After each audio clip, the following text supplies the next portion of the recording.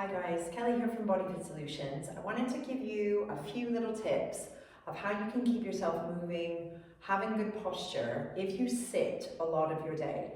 So we have a chair here. Hopefully it's quite a sturdy chair. Some of your office chairs might be rolling around chairs, so you might need to navigate this to make sure it's secure.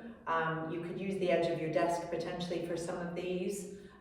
Or you might have to have maybe a folding chair that's a little bit more sturdy. What I do recommend to break up your day of sitting is to do what's called the Pomodoro effect, which is great for mind, getting tasks done, and also giving yourself a break in the day to get up and move. So if we do 25 minutes of a task, so if you've got this long list of stuff to do at your workplace, and you find that you're going, but not being very productive, what's best to do is time your timer for 25 minutes and then have a 5-minute rest. So do the task for 25 minutes, focus on one task at a time, get that done hopefully in the 25 minutes. If you don't, when you take your break and you start again, you continue that task until it's done. But what then it does give you the opportunity to is get up out of your seat and take 5 little minutes of bits of movement. Okay, so I'm going to show you some things that you can do with your chair. That'll be really helpful to getting the blood flow going, to open up the front of the hips, to stop us getting into slumped posture, and hopefully feeling more upright by the end of the day rather than feeling more squashed. So the first thing we're going to do in your first 5-minute break is to sit at the end of your chair, so your sitting bones are near the end. You're going to hold the front of the knees and you're just going to lean forward and lift up the sternum. Okay, so this is getting us to elongate a little bit and to move our spine out of this slump mode. And feel free to then kind of slump back. I'm doing a little bit of pull back on my feet and pulling a little bit on the arms to send the chest up and forward. We're trying to avoid pulling the shoulder blades back. Okay, so I'm thinking more about lifting up the breastbone rather than pulling the shoulder blades back. Be aware of your abdominal connection. So just feeling a little exhale to draw in the belly wall and lift the sternum up.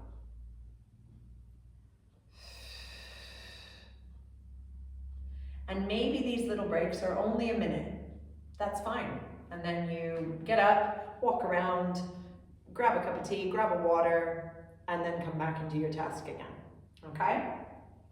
Number 2, from that position, standing up, sitting back down. Simple, simple. Standing up, opening up the front of the hip, standing in good posture, coming down. I want you to feel like you're pushing through your heels and sliding your knees up the front of the thighs. Okay, so instead of pushing back the knees or locking out the knees where we don't go into good posture, we want to think that we're sliding up the front of the thighs, squatting back down.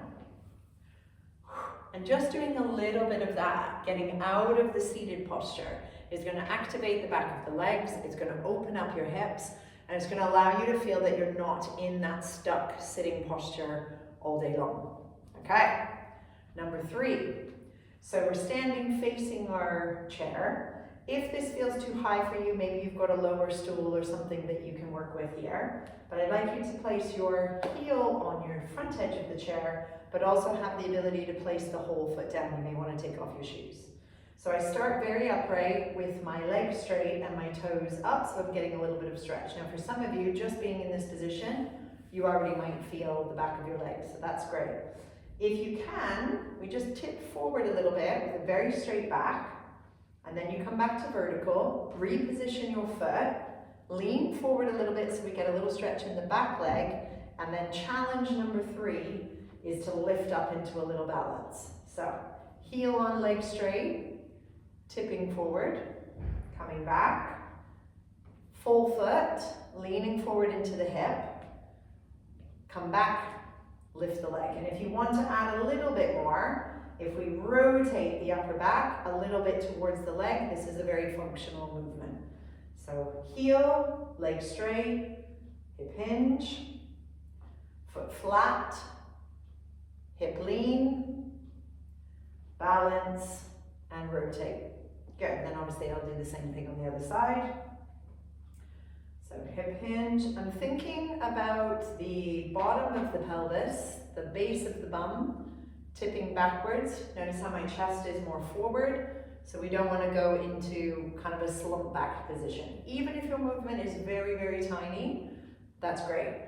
Foot, now you can see a little bit more what I'm doing here. Now be very careful here as we lean, that we're not kind of leaning and letting the ribs let go. So I'm going to hold my rib cage to feel a little bit of stretch in the front of the hip. Coming back, lifting the leg, testing our balance. If we can add a rotation to this, even better. So heel, hinge, foot, lean, and balance, challenge up. Good. Next one.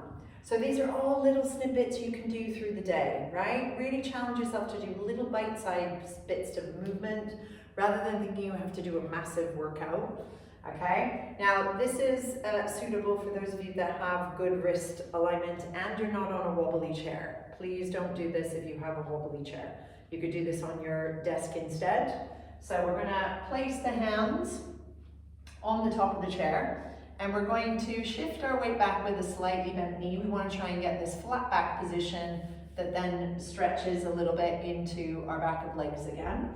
And I need to move my legs back enough that then when I lift onto my toes, I can shift forward. Now be very careful here. We're not trying to lean the hips all the way down. We're trying to get that straight line. So knees bent, and we hinge back. This is also giving us a little stretch under the arms, which is really, really helpful.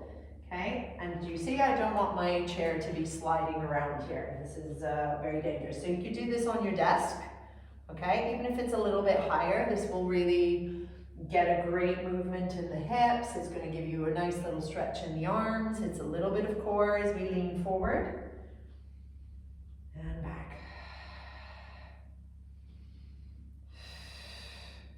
And then if that feels too much, or you also want this option, obviously have some pillows under your knees, or you could do this at home later. So I'm just going to walk back so that my arms can elongate out in front. And I'm only going as far as I feel a stretch under the arms and not into the top of my shoulders, okay? Because then we're going to defeat the purpose of getting some movement here. And then I'm going to lean forward into a little kneeling plank on my forearms. So arms nice and long, stretch, and then the elbows bend and I lean forward into a little kneeling plank. Hinging back. So I'm getting a nice stretch underneath the arms. I'm just really paying attention that my shoulders don't rise up when I'm doing it. And I'm keeping a little bit of my navel gently in.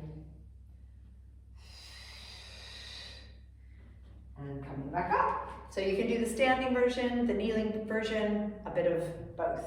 Okay, my last thing is I'm going to place the shin on the chair, and I'm going to start hinged forward with a bent knee on my standing leg, and just positioning yourself right. You might want your desk here, okay, so you've got a good support. And then I'm going to go upright through my standing leg and get a nice little stretch through the front of the thigh. So I'm going to hinge at the hip, bend the knee. So this is great for working the back of my standing leg and also stretching the front of my hip. So hinging, little bend in the knees. If this doesn't feel good on your knees to bend, even just doing a little bit of an upright position with your leg in this position and then a little bend at the hip. So an upright position of the hip and a little bend position. So you don't have to do this knee bend, okay? Make sure you do that on both sides. Now the last one is probably my favorite, but it's not the easiest to get into because it requires us getting down onto the floor. But I think getting down onto the floor is really, really helpful for people to do. So if you have that support here that you can come down onto your knees, make sure there's some padding underneath your knees. Yes, we can come into this position. And if you then can go into a little stretch up with the same arm as back leg. So I'll show you from the side. Yes, and I'm going into a nice little hip stretch, and then maybe coming down and touching the floor. So I'm tilting the front of the pelvis up getting this nice little hip stretch. This is very similar to the one in standing that I just did. So this is just a little bit more challenging, and it'll give you a bigger stretch. And if you want an even bigger stretch, we can place the foot on the chair. And this is one of my favorites. And I can't go up as far because this is really pulling on the front of the thigh. So I'm tilting the pelvis. So this is very extreme. Don't do this one until you've mastered the one with the foot on the floor. And release. I hope you've enjoyed that. Combined with this workout is some releasing techniques that I definitely recommend that you do alongside these kind of more working techniques. So I've got a video that shows you some tips for working against the wall with the lacrosse ball and releasing tension kind of around your hips. I also recommend checking out our myofascial release videos on our YouTube channel that you can view from our playlist. Thank you very much, and I hope you start to improve your posture, feel more aligned, and move better for life.